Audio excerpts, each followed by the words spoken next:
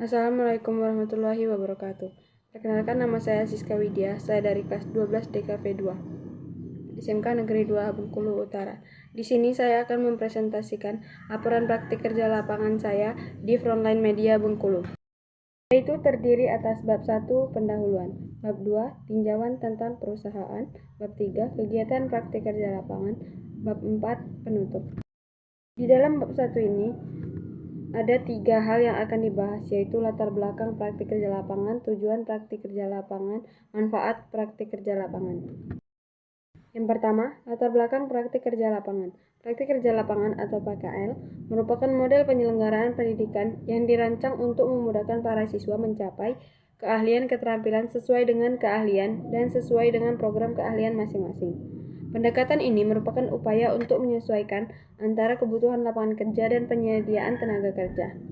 Yang kedua, tujuan praktik kerja lapangan. Tujuannya, yang pertama, dapat mengembangkan potensi ilmu dan pengetahuan pada masing-masing siswa. Yang kedua, melatih keterampilan yang dimiliki siswa sehingga dapat bekerja dengan baik. Yang ketiga, melahirkan sikap tanggung jawab, disiplin, sikap mental etika yang baik, serta dapat bersosialisasi dengan lingkungan sekitar. Dan yang ketiga, manfaat praktik kerja lapangan. Apa saja sih manfaat praktik kerja lapangan itu? Yang pertama, menambah dan mengembangkan sikap mandiri untuk memasuki dunia usaha nantinya. Yang kedua, meningkatkan dan memantapkan disiplin ilmu yang sudah dimiliki, serta menambah kemampuan siswa untuk terjun langsung ke lapangan. Yang ketiga, menambah pengalaman siswa agar tidak ragu lagi menghadapi suasana dunia kerja.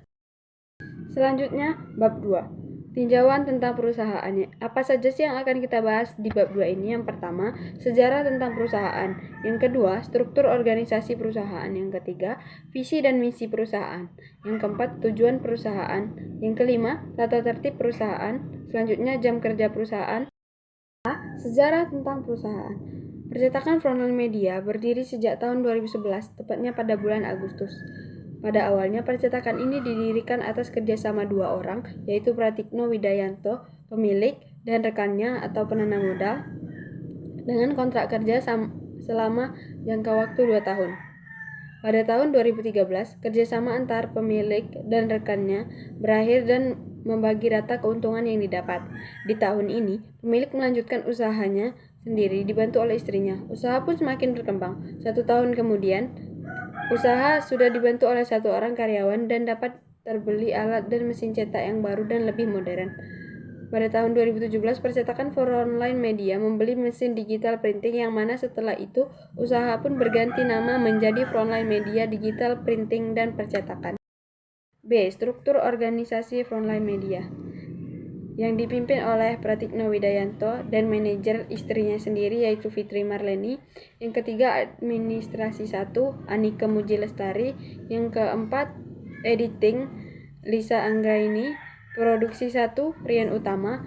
Produksi 2 Habib Ferdiansyah. C. Visi dan misi perusahaan. Yang pertama, visi dari perusahaan ini yaitu menjadi perusahaan yang unggul dalam layanan dan kinerja di bidang percetakan. Misinya yaitu A. Kepuasan pelanggan, B. Hasil cetak berkualitas dan tepat waktu, C. Meningkatkan kemampuan karyawan, D. Mengikuti perkembangan teknologi, E. Menghadirkan lapangan kerja yang produktif. D. Tujuan perusahaan. Tujuan perusahaan ini ada beberapa, yaitu pertama, pengembangan usaha supaya lebih baik dan lebih besar. Yang kedua, membantu konsumen dalam hal percetakan. Yang ketiga, pengembangan sumber daya manusia dengan membuka lowongan kerja. E. Tata tertib perusahaan. Ada beberapa tata tertib di perusahaan ini. Yang pertama, jam kerja pukul 8 sampai dengan 5 sore. Yang kedua, membersihkan tempat kerja sebelum dan sesudah beraktivitas kerja.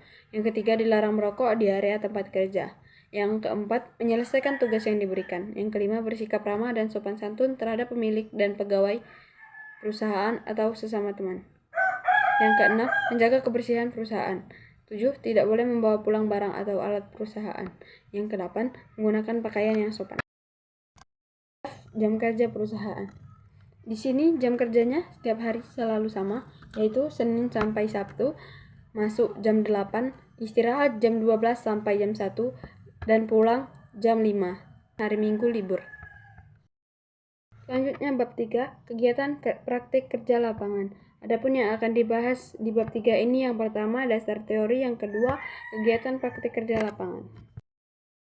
Yang pertama dasar teori. Stempel merupakan suatu alat yang permukaannya terukir tulisan gambar atau kombinasi keduanya. Biasanya stempel digunakan dengan tinta untuk menghasilkan suatu cap pada dokumen atau berkas.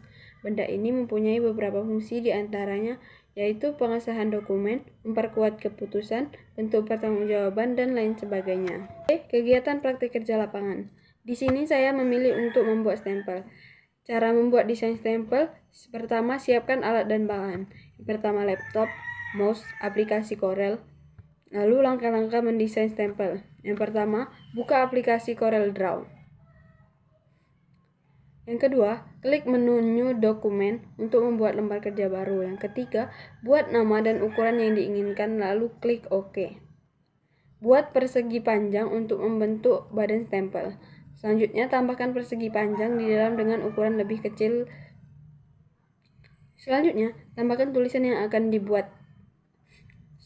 Selanjutnya, setelah itu, beri warna pada tulisan. Jika sudah, simpan desain dengan mengklik Save As.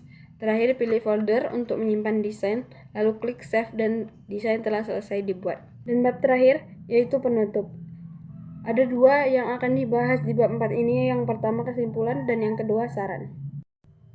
Yang terakhir, kesimpulan. Selama melaksanakan praktek kerja lapangan atau PKL, penulis dapat menyimpulkan bahwa berhasilnya pelaksanaan praktek kerja lapangan ini ditentukan oleh interaksi yang baik antara pelaksana PKL dengan instruktur atau pembimbing PKL.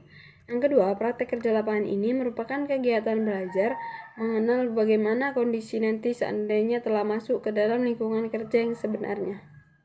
Yang ketiga, praktek kerja lapangan ini juga bisa disebut sebagai pelengkap dan suatu proses pematangan atau pemantapan kelak ketika berada pada dunia kerja. Adapun beberapa saran yang ingin penulis utarakan dari pengalaman selama mengikuti praktek kerja lapangan demi kemajuan dan kebaikan kerja PKL untuk tahun berikutnya. Yang pertama, sebaiknya PKL dilaksanakan sesuai dengan waktu yang telah ditentukan agar dapat lebih mendalam untuk menggali ilmu yang ada di dunia usaha atau lapangan, khususnya di bidang multimedia. Yang kedua, jangan pernah puas dengan hasil yang telah dicapai. Dan yang terakhir, penerapan disiplin diharapkan dapat lebih ditingkatkan karena sangat menunjang dalam pelaksanaan PKL di lapangan yang memiliki disiplinan yang tinggi. Itu saja presentasi dari saya. Apabila ada salah kata, saya mohon maaf. Saya akhiri. Assalamualaikum warahmatullahi wabarakatuh.